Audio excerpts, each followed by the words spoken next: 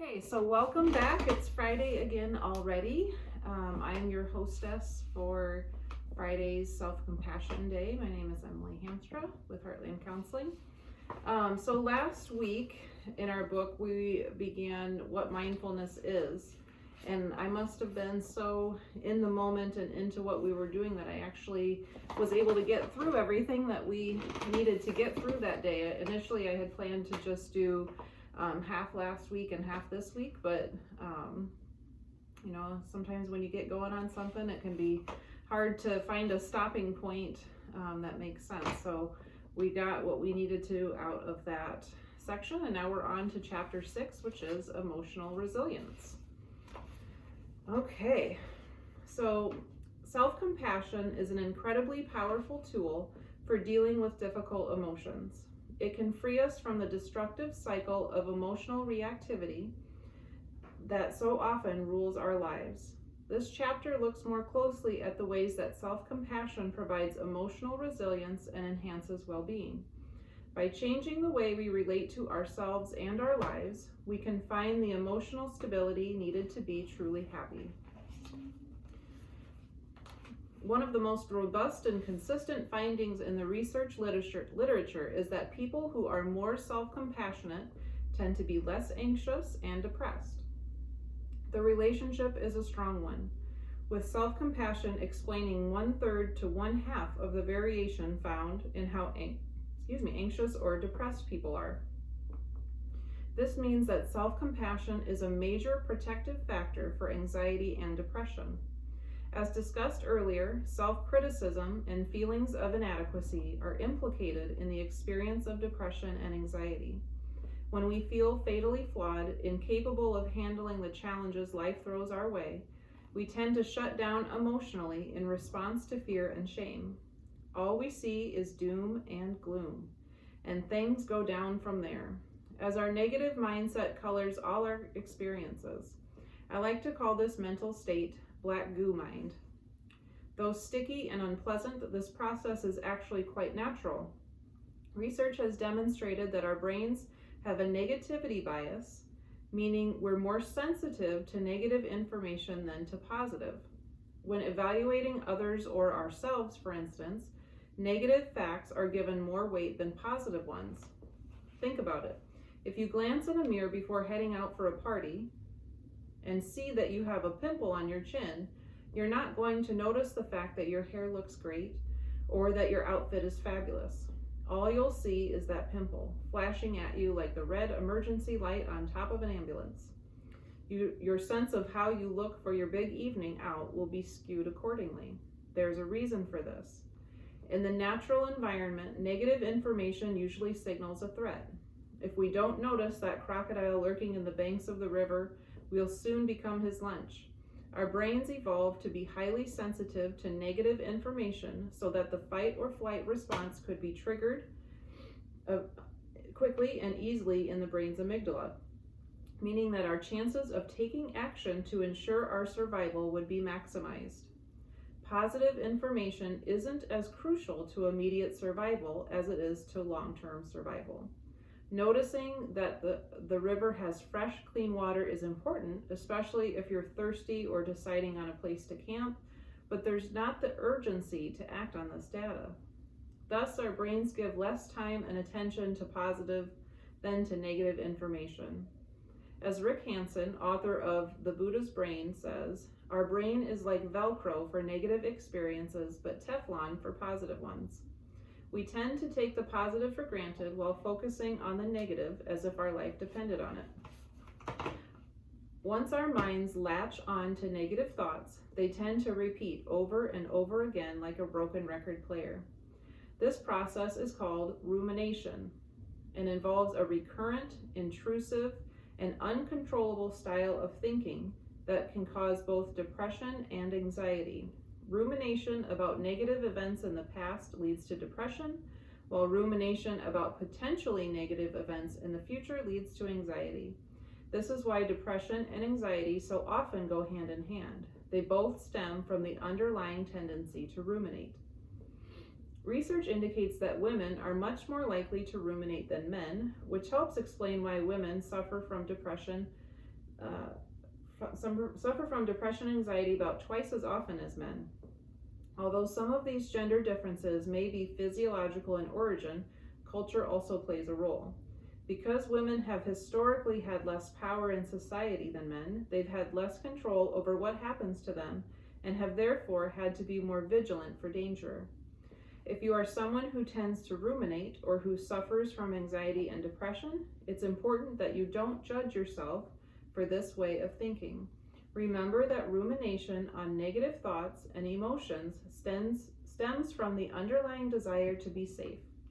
Even though these brain patterns may be counterproductive, we can still honor them for trying so diligently to keep us out of the jaws of that crocodile.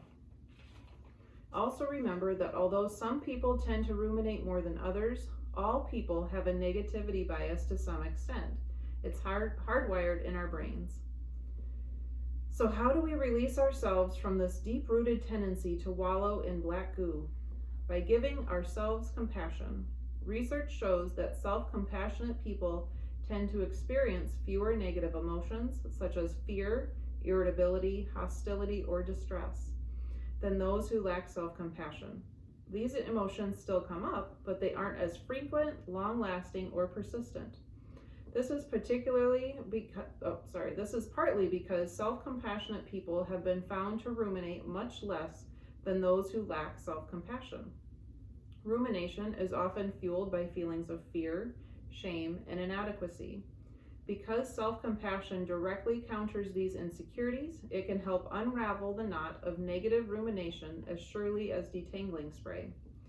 When we hold negative thoughts and feelings in non-judgmental awareness, we are able to pay attention to them without getting stuck like Velcro. Mindfulness allows us to see that our negative thoughts and emotions are just that, thoughts and emotions, not necessarily reality. They are therefore given less weight. They are observed, but not necessarily believed. In this way, negativity biased thoughts and emotions are allowed to arise and pass away without resistance. This allows us to deal with whatever life brings our way with great equanimity. A useful method of mindfully relating to our negative emotions is to become aware of them as a physical sensation. This may seem like an unfamiliar concept, but all emotions can be felt in the body. Anger is often experienced as a tight clenching in the jaw or gut. Sadness as heaviness around the eyes. Fear as a gripping sensation in the throat. The physical manifestation of emotions will be experienced differently by different people and will shift and change over time, but still they can be tracked in the body if we pay close attention. When we experience our emotions on the physical level, rather than thinking about what's making us so happy, it's easier to stay present. It's the difference between noticing tightness in my chest and thinking, I can't believe she said that to me. Who does she think she is? And so on and so on. By staying anchored in our body, we can soothe and comfort ourselves for the pain we're feeling without getting lost in negativity.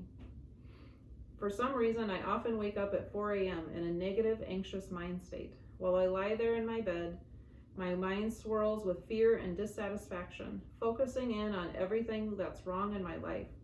Because it happens so regularly, I've learned to envision this mood quite literally as a storm passing in the night.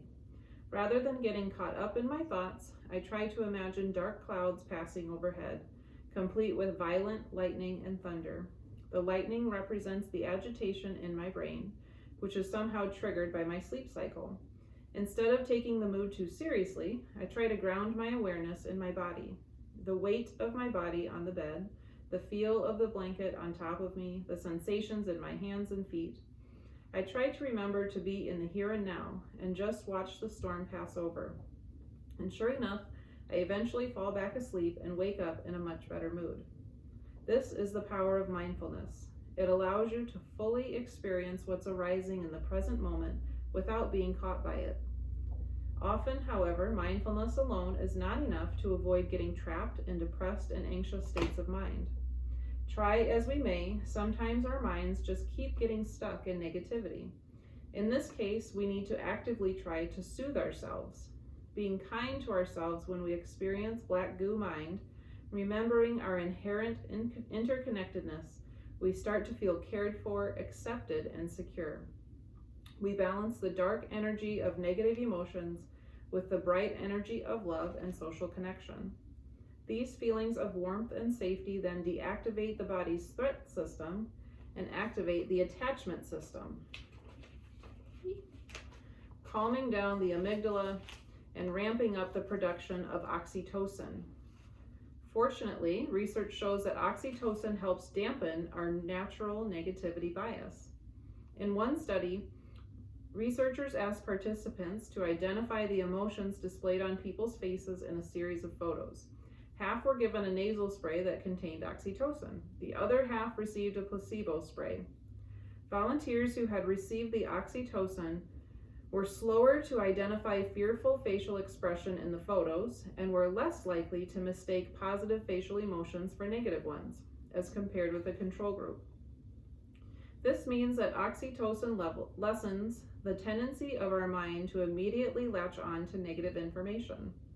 Relating to our negative thoughts and emotions with compassion, then, is a good way to lessen our negativity bias. Compassion stops rumination in its tracks, endangering a hopeful outlook that asks, how can I calm and comfort myself right now? Self-compassion helps lessen the hold of negative emotions, but it's important to remember that self-compassion does not push negative emotions away in an aversive manner either. This point is often confusing because conventional wisdom tells us that we should accentuate the positive and eliminate the negative. The problem, however, is that if you try to eliminate the negative, it's going to backfire. Mental or emotional resistance to pain merely exacerbates suffering. Our subconscious registers any attempt at avoidance or suppression so that what we're trying to avoid ends up being amplified. Psychologists have conducted a great deal of research on our ability to consciously suppress unwanted thoughts and emotions. Their findings are clear. We have no such ability. Paradoxically, any attempt to consciously suppress unwanted thoughts and emotions appears to only make them stronger. In one classic study, participants were asked to report the thoughts that were going through their heads for a period of 5 minutes. Before doing so, however, they were instructed not to think of a white bear.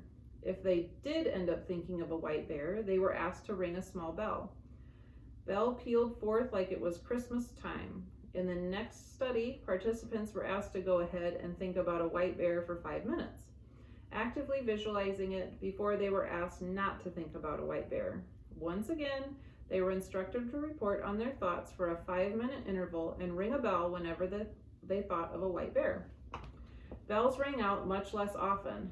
The attempt to suppress unwanted thoughts causes them to emerge into conscious awareness more strongly and more frequently than if they were given attention to it in the first place. Research shows that people with higher levels of self-compassion are significantly less likely to suppress unwanted thoughts and emotions than those who lack self-compassion. They're more willing to experience their difficult feelings and to acknowledge that their emotions are valid and important. This is because of the safety provided by self-compassion. It's not as scary to confront emotional pain when you know that you will be supported throughout the process. Just as it feels easier to open up to a close friend whom you can rely on to be caring and understanding, it's easier to open up to yourself when you can trust that your pain will be held in compassionate awareness. The beauty of self-compassion is that instead of replacing negative feelings with positive ones, new positive emotions are generated by embracing the negative ones. The positive emotions of care and connectedness are felt alongside our painful feelings. When we have compassion for ourselves, sunshine and shadow are both experienced simultaneously. This is important, ensuring that the fuel of resistance isn't added to the fire of negativity. It also allows us to celebrate the entire range of human experience so that we can become whole. As Marcel Proust said, we are healed from suffering only by experiencing it to the full. The road to becoming whole takes some time to travel and doesn't happen overnight. Rachel was a good friend of mine back in graduate school, and though she was witty and intelligent, she could also be a bit of a black hole. The t-shirt she was wearing when I first met her pretty much sums it up. It's pretty naughty, so I'm not going to read it. Rachel was a classic negative thinker, always seeing the glass as half empty rather than half full. Even when everything was going relatively well, with only a few challenges to deal with, Rachel would focus almost exclusively on what was wrong in any given situation. She took everything that was right about her life for granted because it wasn't a problem and therefore didn't need fixing. This meant she was often anxious, frustrated, and depressed. I remember one time Rachel had made a homemade chocolate cake for my birthday. The cake was delicious, despite the fact that the grocery store had been out of her favorite brand of chocolate and she was forced to use an alternative brand that wasn't as good. No matter how much I told her I loved the cake, she could only focus on its ever so slightly less sumptuous than usual quality. She fell into such a foul mood while obsessing about the cake that she actually ended up leaving my birthday party early. I could handle Rachel's negativity because she often made me laugh. Like the time I asked her how her blind date went. A total bore. I asked him how he was, and he actually told me. The boyfriend she had dated during graduate school didn't find her so funny, however, and eventually dumped her for being such a bummer all the time.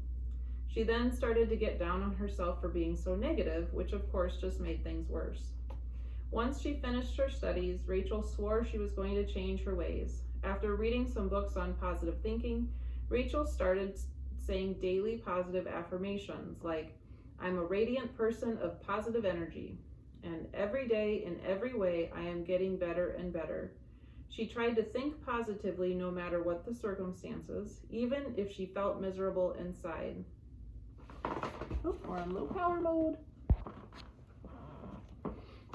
She kept it up for a few months, but it didn't last. It seemed phony to her and took way too much effort. Rachel and I kept in touch over the years. When she asked what I was up to, I told her about my research on self-compassion. At first, she wasn't impressed. Isn't that just sugarcoating for the fact that life sucks? But because we were old friends and she valued my opinion, she managed to get through her initial resistance and listened as I explained the concept to her. She didn't say anything for a while, and I assumed she was going to roll her eyes and dismissed everything I had said. Instead, she told me that she wanted to try to be more compassionate with herself and asked for my help. What should she do? So I told her what I did. I had developed this practice years earlier to help myself remember to be self-compassionate, and I still use it constantly. It's a sort of self-compassion mantra and is highly effective for dealing with negative emotions. Whenever I notice something about myself I don't like, or whenever something goes wrong in my life, I silently repeat the following phrases. This is a moment of suffering. Suffering is a part of life. May I be kind to myself in this moment. May I give myself the compassion I need. I find these phrases particularly useful, not only because they're short and easily memorized, but because they invoke all three aspects of self-compassion simultaneously. The first phrase, this is a moment of suffering, is important because it brings mindfulness to the fact that you're in pain. If you're upset because you notice you've gained a few pounds, or if you get pulled over for a traffic violation, it's often hard to remember that these are moments of suffering worthy of compassion. The second phrase, suffering is a part of life, reminds you that imperfection is part of the shared human condition. You don't need to fight against the fact that things aren't exactly as you want them to be, because this is a normal, natural state of affairs. More than that, it's one that every other person on the planet also experiences, and you're certainly not alone in your predicament. The third phrase, may I be kind to myself in this moment, helps bring a sense of caring concern to your present experience. Your heart starts to soften when you soothe and comfort yourself for the pain you're going through. The final phrase, may I give myself the compassion I need, firmly sets your intention to be self-compassionate and reminds you that you are worthy of receiving compassionate care. After a few weeks of practicing the self-compassion mantra, Rachel started to get a small taste of freedom from her constantly negative mindset. She began to be more aware of her dark, depressive thoughts so that she didn't become so hopelessly lost in gloominess. She found herself being less self-critical, and she didn't complain as much about what was wrong with her life. Instead, when she experienced negative thoughts and emotions, she said her phrases and tried to focus on the fact that she was hurting and in need of care. The thing she liked most about self-compassion, she told me, was that I don't have to fool myself to make it work.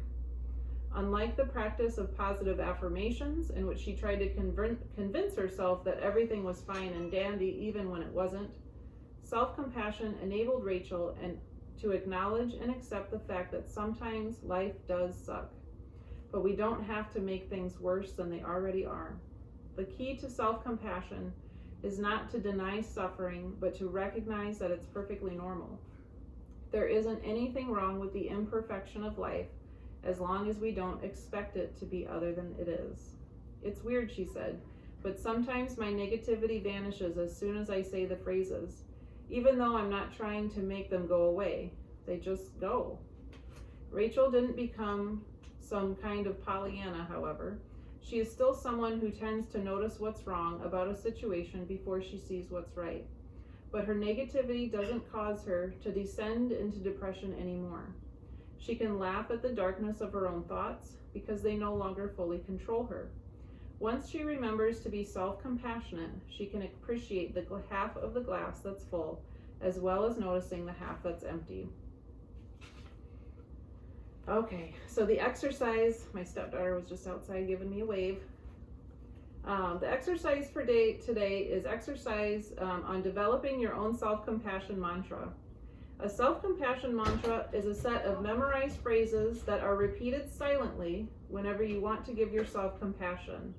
They are most useful in the heat of the moment, whenever strong feelings of distress arise. You might find that the phrases I created work for you, but it's worth playing with them to see if you can find phrases that fit you better. What's important is that all three aspects of self-compassion are evoked, not the particular words used. Other possible wordings for the first phrase: this is a moment of suffering, I'm having a really hard time right now. It's painful for me to feel this now, and so on. Other possible wordings for the second phrase: suffering is a part of life, or everyone feels this way sometimes, this is part of being human, and so on. Other possible wordings for the third phrase: may I be kind to myself in this moment, are may I hold my pain with tenderness, may I be gentle and understanding with myself, and so on. Other possible wordings for the final phrase: may I give myself the compassion I need, are I am worthy of receiving self-compassion, I will try to be as compassionate as possible, and so on. Find the 4 phrases that seem most comfortable for you and repeat them until you have them memorized. Then, the next time you judge yourself or have a difficult experience, you can use your mantra to help remind yourself to be more self-compassionate. It's a handy tool to help soothe and calm troubled states of mind. So thanks again for joining me for this week's Self-Compassion Friday. I hope you have a wonderful weekend.